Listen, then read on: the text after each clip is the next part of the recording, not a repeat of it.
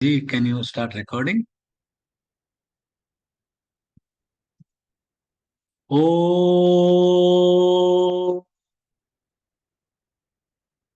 पार्थाय प्रतिबोधितां भगवता नारायणेन स्वयं व्यासेन ग्रथितां पुराणमुनिना मध्ये महाभारतम् अद्वैतामृतवर्षिणीं भगवतीमष्टादशाध्यायिनीं मम्ब त्वामनुसन्दधामि भगवद्गीते भवद्वेषिणी। नमोऽस्तु ते व्यासविशालबुद्धे फुल्लारविन्दायतपत्रनेत्र येन त्वया भारततैलपूर्ण प्रज्वालितो ज्ञानमयप्रदीपः प्रपन्नपारिजाताय स्तोत्रवेत्रैकपाणये ज्ञानमुद्राय कृष्णाय கீதாமிருததுஹே நமஹ. இன்னைக்கு முதல் 3 ஸ்லோகங்கள் பார்த்துட்டோம். இன்னைக்கு 4வது ஸ்லோகத்துக்கு போலாம். சர்வோபனிஷதோ காவோ தோக்தா கோபாலநந்தனஹ पार्थो वत्ससुधीर्भोक्ता दुग्धं गीतामृतं महत्. सर्वो सर्वना எல்லாம், உபனிஷதோ உபனிஷத்கள், காவோ மாடு, தோக்தா தோக்தான கறப்பவர், கோபால மாட்டை காப்பாற்றுவர் காப்பவர் கோபால, நந்தன மகன், பார்த்தோ அர்ஜுனன் சொல்றார், வத்சன கண்ணுக்குட்டி, சுதீ தெளிவானவன், போக்தா அனுபவிப்பவர், துக்தம் பால், கீதா அமிர்தம் மகத் சிறந்தது. என்ன சொல்றதுன்னா, எல்லா உபனிஷத்துகளும் ஒரு மாடு, கறப்பவர் கிருஷ்ணர், கண்ணுக்குட்டியா இருக்கிறது அர்ஜுனர். அவர் தெளிவான மனதுடன் கீதா என்கிற மிக சிறந்த அமிர்தம் அந்த பாலை அனுபவிக்கிறார் அப்படின்னு பகவான் இந்த ஸ்லோகத்துல பகவானை வர்ணிக்கிறார். எப்படி இந்த கீதை எப்படிங்கிறது. கீதை எல்லா உபனிஷத்தும் படிக்கலாம், அதுக்கு சமமாக ஒரு கீதையும் படிக்கலாம். எல்லா உபனிஷத்தோட ஒரு மாடு அப்படின்னா அந்த உபனிஷத்து எல்லாத்துலயும் இருக்கிற சாரத்தை கறந்து எடுத்ததுதான் இந்த பகவத்கீதை. எவ்வளவு உபனிஷதம் நிறைய இருக்கு. உபனிஷத்துகள்லாம் நம்மள்ட்ட உபனிஷத்தை படிக்க வேண்டாம்னு சொல்லல. உபனிஷத்தை படிக்கிறதுக்கு ரொம்ப தபஸ், ரொம்ப ஞானம், நிறைய புண்ணியம் பண்ணாதான் அதை படிச்சு புரியறதுக்கு நமக்கு கிடைக்கும். இருக்கிற ஒரு மனித இந்த ஜென்மத்துல எப்படியாவது இந்த உபனிஷத்துல இருக்கிற சாரத்தை நமக்கு அட்லீஸ்ட் அந்த ஒரு சாரமாவது நமக்கு கிடைக்கணும் அப்படின்னா இந்த பகவத்கீதையை படிக்கணும். ஏன்னா உபனிஷதெல்லாம் ஒரு மாடுன்னு வச்சுட்டான்னா அந்த மாட்டை கறப்பவர் கிருஷ்ணர். அந்த கிருஷ்ணர் அந்த மாடுல இருந்து வர்ற பால் ஒரு அமிர்தம் போல இருக்கு. அந்த அமிர்தம் தான் இந்த கீதை. இந்த உபனிஷத்தை கறந்து அதோட சாரத்தை எடுத்து கொடுக்குற அந்த பால் நமக்கு அமிர்தம் மாதிரி இருக்கிற இந்த கீதை. அந்த கீதையை யாருக்கு கொடுக்குறா? அந்த கண்ணுக்குட்டியான அர்ஜுனரை சொல்லி அந்த அர்ஜுனருக்கு கொடுக்குறா. ஏன்னா அர்ஜுனருக்கு தெளிவான மனசு இருக்கு அப்படிங்கிற. என்ன சொல்றாருன்னா, இப்ப கீதையை படிக்கிறோம் கத்துக்கிறோம் அப்படின்னு நம்ம இருக்கிறச்ச மனசு தெளிஞ்சு இருந்திருந்தாதான் இந்த கீதைய ஒரு அர்ஜுனர் மாதிரி, ஒரு பால், அந்த கண்ணுக்குட்டிக்கு கிடைக்கிற பால் மாதிரி ஒரு அர்ஜுனர் மாதிரி இந்த கீதையை புரியணும் அப்படின்னா மனசு தெளிவா இருக்கணும். அதுக்குதான் இந்த சுதீர் போக்தா, சுதீய நல்ல சுதியில இருக்கணும். நல்ல ஒரு தெளிவான மனசோட இருந்தாதான் போக்தானா அதை அனுபவம் பண்ண முடியும். கீதையை அனுபவம் பண்ணணும். கீதையை வாழ்க்கையில கொண்டு வரணும்னா மனசுல ஒரு தெளிவு இருக்கணும். மனசுல தெளிவில்லாம மனசு இங்கேயும் அங்கேயும் அலைஞ்சுட்டு இருக்கிறச்ச கீதையை சொல்லி இருக்கிறச்சுல அதோட பிரயோஜனம் இல்ல. சொன்னது நல்லதுதான். சொல்லாம இருக்கிறத விட சொல்றது பெட்டர். ஆனா சொன்னா அதோட பலன் கிடைக்குமானா அது கிடைக்காது. நான் அதுக்கு ஒரு தெளிவான மனது வேணும் அப்படின்னு இந்த ஸ்லோகத்துல ரொம்ப அழகா சொல்றாரு. அதே மாதிரி கிருஷ்ணர ஒரு தோக்தா அப்படின்னா ஒரு மாட்டை கறப்பவர். அந்த மாதிரி அந்த ஒரு இது சொல்றாரு. எப்பொழுதுமே இப்ப ஒரு கடவுள் அப்படின்லாம் நம்ம புஸ்தகத்துல படிக்கிறோம், உபனிஷத்துல படிக்கிறோம், புராணங்கள்ல படிக்கிறோம், தேவர்கள் அப்படிலாம் படிக்கிறச்ச ஆர் நிறைய நிறைய கிரந்தத்துல படிச்சாலும் ஒரு கடவுள்னா அது ஒரு ராஜா மாதிரி ஒரு பெரிய ஒரு நம்மளை விட ஒரு தனிப்பட்ட ஒருவராக தான் நம்ம தேவர்களையும் பகவானையும் நம்ம படிக்கிறோம் பார்க்கிறோம். ஆனா கிருஷ்ணர் அப்படி இல்லை. கிருஷ்ணர் நம்ம மாதிரி நமக்குள்ள ஒருத்தரா இருந்து தோக்தா வெறும் ஒரு மாட்டுக்கரப்பரா வந்து நமக்கு இவ்வளவு பெரிய விஷயத்த உபனிஷத்தை கரைச்சு கொடுத்து நமக்கு கொடுத்திருக்காரு. அந்த பொது மக்களுக்கு உபனிஷதங்கள்லாம் படிச்சு வேதங்கள்லாம் படிச்சுட்டு கத்துட்டு வந்தாலும் ஒரு ஞானியா யோகியா இருந்து தபஸ் பண்ணி தானம் பண்ணி நம்ம வந்து மோட்சத்தை அடைஞ்சிடலாம். முடியாதுன்னு இல்லை. ஆனா ஒரு சாதாரண மனிதர் நம்ம மாதிரி இருக்கிறவா நம்ம கர்மங்களை பண்ணிட்டு இருக்கோம். ஏன்னா எல்லாருக்கும் வந்து எல்லாத்தையும் திறந்துட்டு அஹ், சந்நியாசம் எடுத்துட்டு நம்ம இந்த மாதிரி தானம் இதெல்லாம் தபஸ் அதெல்லாம் பண்ணிட்டு யோகம் தபஸ் எல்லாம் பண்ணிட்டு இருக்க முடியாது. நம்ம மாதிரி சாதாரணமா இருக்கிறவாளுக்கு எப்படி பகவானுக்கு அவ்வளவு ஒரு கருணை நமக்கு எல்லாருக்குமே மோட்சம் கிடைக்கணும் தான் அவருக்கு அவரோட இதே.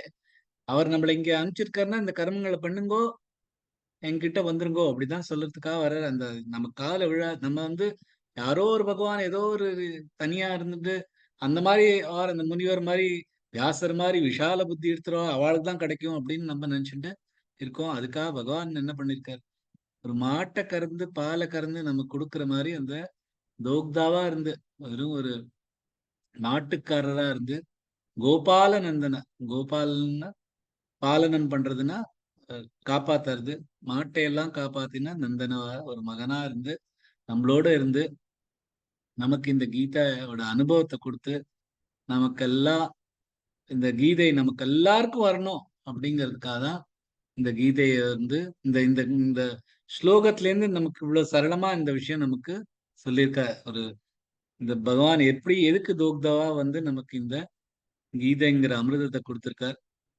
அப்படின்னு சொல்லிட்டு கோபால நந்தனா கோபாலன்னா கோ கோனா மாடு மாடை காப்பாத்தினவர்.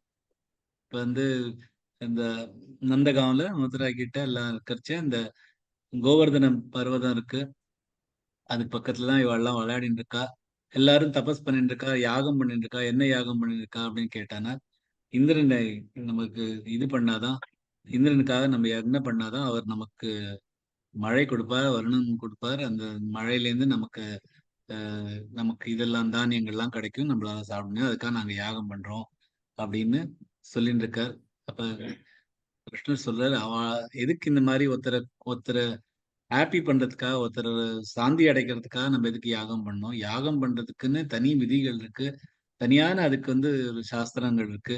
அதை விட்டுட்டு தேவர்களை பிரசன்னப்படுத்தணுங்கிறது நம்மளோட இது இல்லை அப்படி சொல்லிட்டு அவர் வந்து இந்த யாகத்தை எல்லாம் நிறுத்திடுறாரு. அந்த யாகத்தை நிறுத்தினோடனே இந்திரர் கோவம் வருது. இந்திரர் கோவம் வந்து ஃபுல்லா அந்த இத மழை கொண்டு வந்துடுற அந்த மழை இந்த கதை எல்லாருக்கும் தெரியும். மழை வந்துரு எல்லாமே ஒரு நாசமா போயிட்டு இருக்கச்சு இவர் ஒத்த விரலால கோவர்தன தூக்கி எல்லாருக்கும் சரண் கொடுக்கிறார்.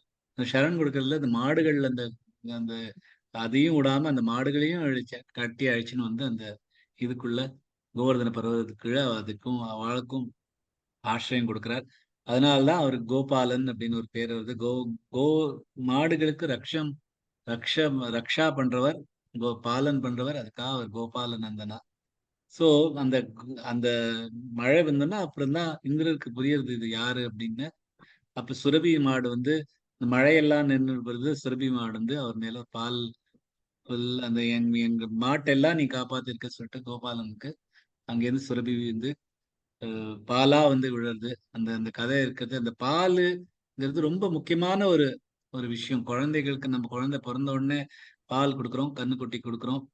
முதல்ல அந்த காலத்துல முதல்ல கன்னுக்குட்டி கொடுத்துட்டு தான் குழந்தைகளுக்கு, நம்ம குழந்தைகளுக்கு எல்லாம் கொடுப்போம். ஏன்னா அந்த குழந்தைகளுக்கு புத்தி வந்து தானே வந்து தானியங்கள் பண்ணி சாப்பிடுறத வர சாமர்த்தியம் வர வரைக்கும் பால் கொடுத்துட்டு இருக்கோம். அந்த மாதிரி பால் வந்து நம்ம இதுல நம்ம வாழ்க்கையில ரொம்ப முக்கியமானது. அதை கொடுக்கறது ஒரு மாடு. அந்த மாடும் நமக்கு ரொம்ப முக்கியமானது.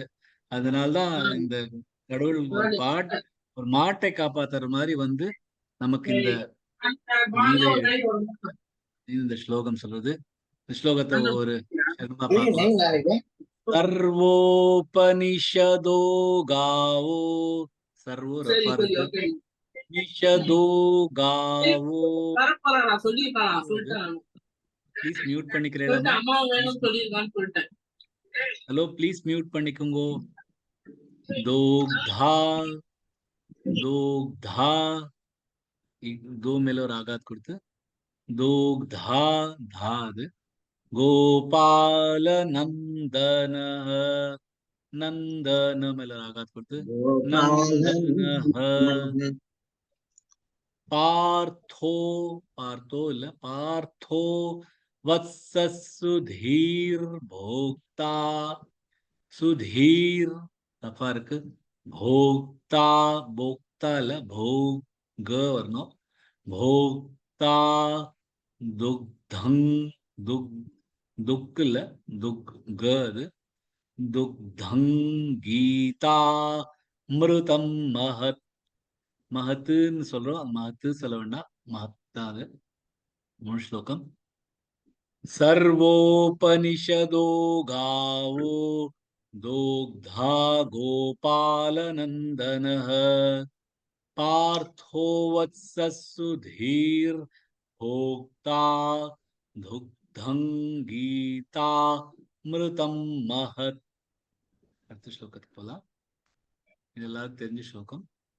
வசுதேவசுதம் தேவம் कंसचाणूरमर्दनम् देवकी परमानन्दं कृष्णं वन्दे ஜகத்குரும். வசுதேவசுதன், வாசுதேவரின் மகன், தேவம் கடவுள், கம்ச சாணூர மர்தனம், கம்சர் மற்றும் சாணூரரை மதம் செய்தவர், தேவகி கிருஷ்ணரின் தாயார், பரமானந்தம் மிக ஆனந்தம், கிருஷ்ணம் கிருஷ்ணருக்கு, வந்தே வணங்குகிறேன், ஜகத்குரும் ஜெகதின் குரு. சோ என்ன இந்த ஸ்லோகத்துல என்ன சொல்றேன்னா, நான் கிருஷ்ணர் என்கிற தேவரை வணங்குகிறேன். அவர் வசுதேவரின் மகன், கம்சர் மற்றும் சாணூரரை வதம் செய்தவர், தேவகிக்கு பரமானந்தம் கொடுப்பவர் மற்றும் இந்த ஜெகத்க்கு குரு. இந்த ஸ்லோகம்ல வேற ஜாஸ்தி எக்ஸ்பிளைன் பண்றதுக்கு ஒண்ணும் இல்ல. கம்ச அண்ட் சாணூர அவரை மர்தனம் பண்ணது, சாணூரங்கிறது ஒரு ஒரு ரொம்ப பெரிய ஒரு அஜானுபாகுவான ஒரு மான்ஸ்டர் மாதிரி இருந்தவர். கம்சர் வந்து அவரை வந்து கிருஷ்ணரை வதம் செய்வதற்கு அனுப்புறார். கிருஷ்ணர் அவரை தூக்கி ஒரு 100 வாட்டி சுத்தி அவரை மண்ணில் தரையில போட்டு வதம் பண்றார். அதை கண்டப்புறம் தான் கம்சருக்கே கிருஷ்ணரை பத்தி ஒரு பயம் வர ஆரம்பிச்சுது. அந்த அதுக்கப்புறம் கம்சரையும் வதம் பண்றார் பகவான். வதம் பண்ணிட்டு வந்து இதனால தேவகிக்கு ஒரு பரமானந்தம் கொடுத்தவர் வசுதேவரின் மகன். இந்த ஆனா முக்கியமாக அவர் ஜெகத்குரு, நமக்கு எல்லாருக்குமே குரு அவர் தான். எல்லா விஷயத்துலயுமே குருங்கிறது தான் ரொம்ப முக்கியமான ஸ்தானம்னு பகவான் நம்ம உபனிஷத்துல எல்லாமே, எல்லா வேதம் வாக்கியம் எங்க பார்த்தாலும் குருக்கு ஒரு தனி ஸ்தானம் கொடுத்து குரு தான் ரொம்ப முக்கியமானது அப்படின்னு சொல்றது. அந்த ஜெகத்குரு, இது ஜெகத்கே குருவானவர், அவருக்கு நான் வணங்குகிறேன் அப்படின்னு சொல்றார். ஒவ்வொரு ஷர்மா பார்க்கலாம். வசுதேவ, தே நெடில் எழுத்து, அது எழுத்தல்னா வசுதன், வசுதன் மூணுமே குரல் எழுத்து சேர்ந்தாப்புல வந்துடும். தேவங் கௌச, கம்ச சொல்ல வேண்டாம், கௌச அவங்க வரணும், ச வருதுனால அவங்கிறது அனுநாசிக் தான் கரெக்டா இருக்கும். கௌச சாணூர, நெடில் எழுத்து, ரமர்தனம், மர்த ரஃபார் கொடுத்து தனம், தேவகீ பரமானந்தம். தே நெடுஎழுத்து கீ, அதுவும் நெடுஎழுத்து மா, அதுவும் நெடுஎழுத்து. தே அது எல்லாத்தையும் இழுத்து இழுத்து சொன்னா கரெக்டா இருக்கும். தேவகீ பரமானந்தம் கிருஷ்ணௌ வந்தே கிருஷ்ணௌ இஷ்யது கிருஷ்ணௌ வந்தே ஜகத்குரும். ஜக ஜகத் ஜக இல்ல ஜக க ஜகத்குரும். மூணு ஸ்லோகம். वसुदेवसुतं देवं कंसचाणूरमर्दनम् देवकी परमानन्दं कृष्णौ वन्दे ஜகத்குரும். இந்த மாதிரி ஸ்லோகங்கள்ல எப்படி வேணாலும் சொல்லலாம். இதுக்கு வந்து ஒரு மீட்டர் அதெல்லாம் கிடையாது. நமக்கு எப்படி சொல்லலாமா, பகவத்கீதைக்கு தான் மீட்டர் சந்தெல்லாம் இருக்கு. இந்த மாதிரி ஸ்லோகங்களுக்கு மீட்டர் சந்து இதெல்லாம் கிடையாது. எப்படி வேணாலும் சொல்லலாம். ஸோ அதுக்காக தான் இந்த நம்ம வேற வேற டியூன்ல ட்ரை பண்ணணும் சொல்றதுக்கு. எப்படி உங்களுக்கு தோணுதோ அந்த மாதிரி சொல்லலாம்.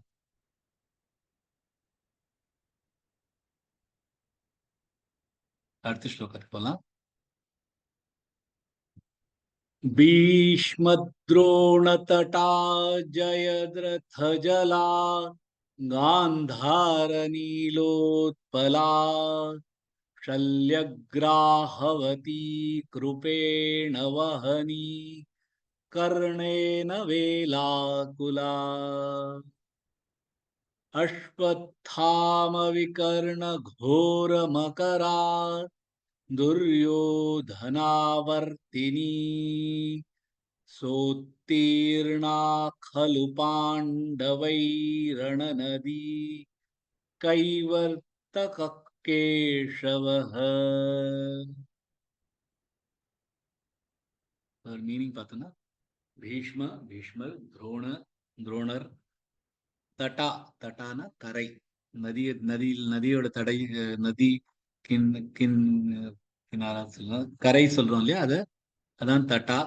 ஜெயத்ரதர் ஜலா நீர் தண்ணீர், காந்தார சகுனி, நீலோத்பலா நீலதாமரை, ஷல்யர், கிராஹவதி சுறாமீன் போல, கிருபாச்சாரியார், வஹனி நீரின் ஓட்டம், கருணேன கர்ணர், வேலாகுலா வேகத்தை தடை செய்வது, அஸ்வத்தாமா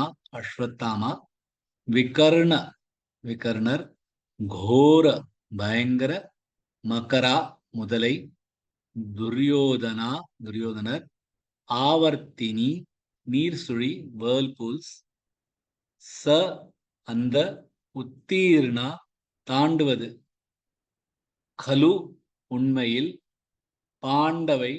பாண்டவர்களால், ரணநதி போர்க்கள நதி, கைவர்த்தக படகோட்டி, கேசவன்னு கிருஷ்ணரை சொல்றார். என்ன சொல்றன்னா, கிருஷ்ணா என்கிற படகோட்டி பாண்டவர்களை போர்க்களமான நதியை உண்மையில் தாண்டினார். இந்த நதியின் கரைகள் பீஷ்மர், துரோணர்.